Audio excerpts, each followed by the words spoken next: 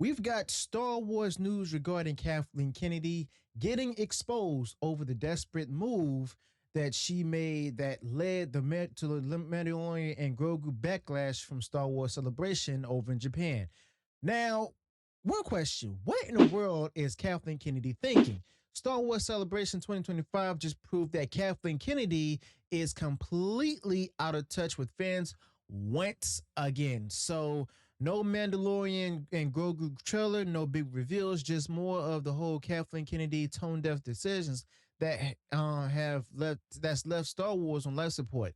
While fan made trailers, well, I wouldn't even say fan made trailers, but it's like apparently there was also a trailer leak and everything for the Mandalorian Grogu movie. I watched it myself, and Kathleen Kennedy continues to double down on the same cringe ideas that are destroying the franchise itself. Now, if you've had enough of Kathleen Kennedy just running Star Wars in the ground, well, guess what? This video is for you. You see, Star Wars fans are on edge, and a lot of them have already left the fandom, tuned out, and everything. But those who are still remaining wonders what's going on with the Mandalorian and Grogu. Now, this is supposed to be the next big thing.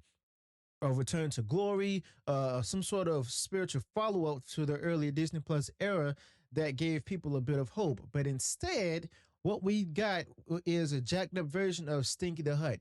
Yes, this particular character that they call Stinky the Hutt, as the rumors have confirmed, strutting around with abs like he slug Arnold Schwarzenegger. That's not epic. That's not inspiring either. It's cringe, and this is supposed to be the main character reveal. I mean, this is what happens when Kathleen Kennedy just decides to go ahead and green light ideas, just basically come out her behind based on committee approval and not passion. Do you all think that George Lucas would have ever allowed a ripped Hutt to be the centerpiece of the tentpole in the Star Wars film? Absolutely not. But apparently, Kathleen Kennedy did. Meanwhile, a lot of fans online are just basically, mocking it, making fun of it, losing it over even a fan made Vader episode 2 teaser trailer. A YouTube project from Star Wars Theory absolutely destroys anything Lucasfilm brought to the table. It has hundreds of thousands of views, tens of thousands of likes, and barely any dislikes, by the way. And you see, Lucasfilm under Kathleen Kennedy is acting like releasing their real trailer will cause a particular meltdown. Spoiler alert, I mean, it probably will because, I mean, let's face it, they know they can't compete with passion and respect for lore that fans still have. And Kathleen Kennedy knows exactly how badly it reflects on her leadership when fans prefer a YouTube video over an actual Lucasfilm project. Okay. Now, as far as the Mandalorian Grogu trailer is concerned, the trailer leak is definitely out there. If you saw it, you know what I'm talking about. And if you didn't, well, Disney made sure of that. You see, they went on ahead and decided to put a copyright claims where they flew in faster than X-Wings in hyperspace. They really don't want the world to see this. But why?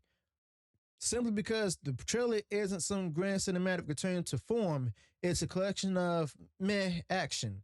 Grogu floating in mid-air like a carnival act and a ripped Hutt flexing in a gladiator arena.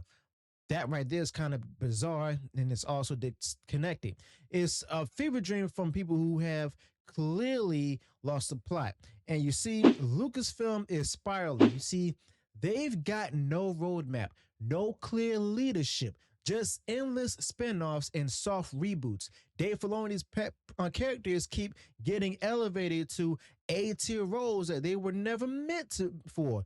And it's insulting to fans who stuck with Star Wars for decades. Now, Grand Admiral Thrawn, supposed to be the main enemy, is Hera Syndulla.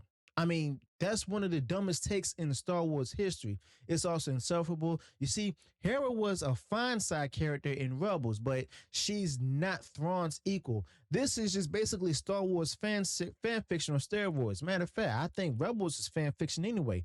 And this is like if DC made the Joker final nemesis Alfred instead of Batman. Lucasfilm under Kathleen Kennedy keeps picking the wrong characters to carry the weight of the major arcs. And it's because Filoni, or the people call Baloney, won't let go of his own creations. He elevates them past their purpose. And the result, everyone else looks weak. The villains become less threatening, the drama vanishes, and you can't build a story around power when you actually strip the power away from the legends that made the franchise great in the first place, okay? Now, I'm gonna be honest, it's just a giant Star Wars meltdown disguised as a plan. Sounds like Kathleen Kennedy gave creative power to the wrong person, or perhaps he was the only one willing to do it, and well, no one else wanted to do that. Okay. Now, John Favreau, on the other hand, recently called Dave Filoni his mentor over at Celebration. He's not a really good mentor. I mean, that right there is a major red flag. In fact, the fact that the guy who gave us Iron Man is looking up to a man who thinks Hera can defeat Thrawn tells you all you need to know. This entire creative team is in an echo chamber of mediocrity. They pat each other on the back while the fan base hemorrhages interest.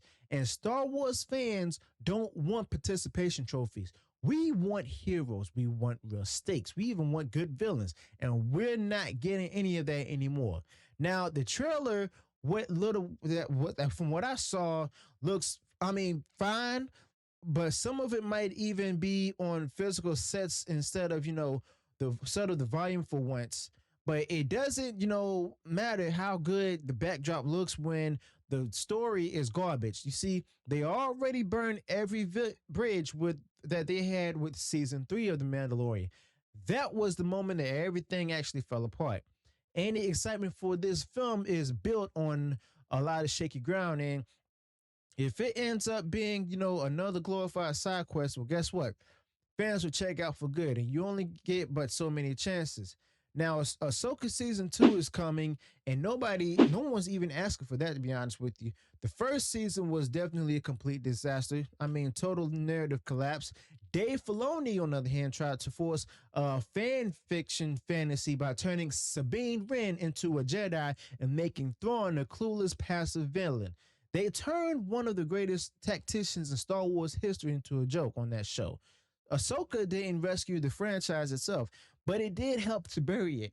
And now we're supposed to be excited for more of that.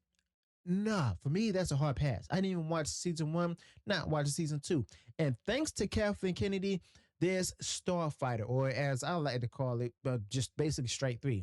Ryan Gosling is starring in it. I mean, that's cool, but it takes place after the sequel trilogy. So no matter how charming Gosling is, it's still trapped in that broken timeline from Kathleen Kennedy.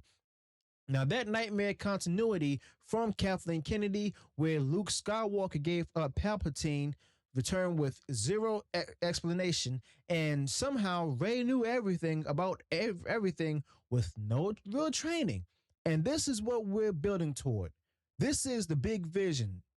It's like I said plenty of times before, it's a tone deaf plan from people like Kathleen Kennedy who don't know how to move on and to create anything new. Now, Star Wars is standing on the edge at this point. One more screw up and the brand might not even recover. You see, I'm calling it now. The Three Strikes and the Mandalorian Grogu, Ahsoka Season 2, and Starfighter. If these 3 projects flop, and let's be honest, 2 already look like disasters in the making, well, Kathleen Kennedy and Lucasfilm may be forced into hibernation. Even Bob Iger won't be able to spend this level of failure. The franchise is bleeding out, and all they're doing at this point is just rearranging the desk chairs on the Death Star. No pun intended. Now, there's at least one glimmer of hope for some. You see, Andor Season 2, yes, it's gritty, it's more mature, but it's also the only Star Wars show in recent years that actually gave a lot of fans some competent villains. The Empire felt dangerous again.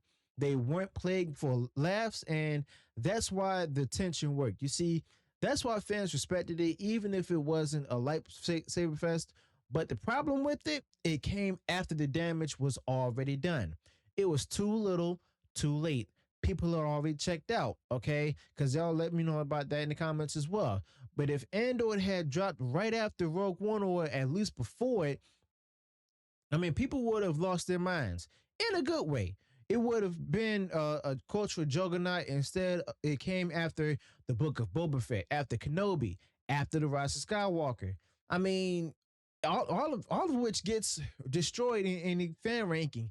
But at that point, the audience didn't care how polished it was. As a matter of fact, I didn't even watch Andor season 1 because, well, what's the point? I mean, they played it, they put it out there so late in the game and stuff that we all already knew what happens. I'm not interested in Andor at all because of the fact that I know what happens to Andor. You know what happens to Andor. So what's the point for me even watching it? And we're tired of basically getting burned at this point. Now, you don't hand someone a gourmet steak after serving them spoiled meat for years. They're not going to trust it anymore. It's simple as that. And quite frankly, Lucasfilm is considering a Darth Maul animated series to bring back fans. They're dangling Darth Talon like it's some George Lucas approved idea. Don't fall for it, y'all. It's just basically another play from Lucasfilm and Kathleen Kennedy. They're pretending that this is some deep cut from Lucas's original sequel plans, but it's not. It's just a marketing spin, just like everything else. The design has been rejected before because Kathleen Kennedy didn't like it, but now they're so desperate they're willing to use whatever scraps that they use to lure fans back. Now, at this point, Star Wars is lost and it's also dead. It's not telling great stories anymore. It's about nostalgia bait and damage control. They want you to forget the last disaster by dangling a shiny new toy in front of your face. And the second you question it, they act like you're the problem once again, as much as other woke companies do. But we're not the problem. The cringe writing is, the bad production is, the tone deaf decisions are. If they can't acknowledge that, then they don't deserve your time or your money. And yes, Kathleen Kennedy is behind all of it. Every failed pitch, every broken plot line, every fan insulting moment. Kathleen Kennedy and her reign has turned Star Wars into basically a soulless mess. Now, at this point, we wait and we also watch. We call it out when it's bad. And if we celebrate it, if they finally get it right, but we don't hold our breath because Star Wars Celebration 2025 was supposed to be the big comeback, but instead it exposed just how far this franchise has fallen.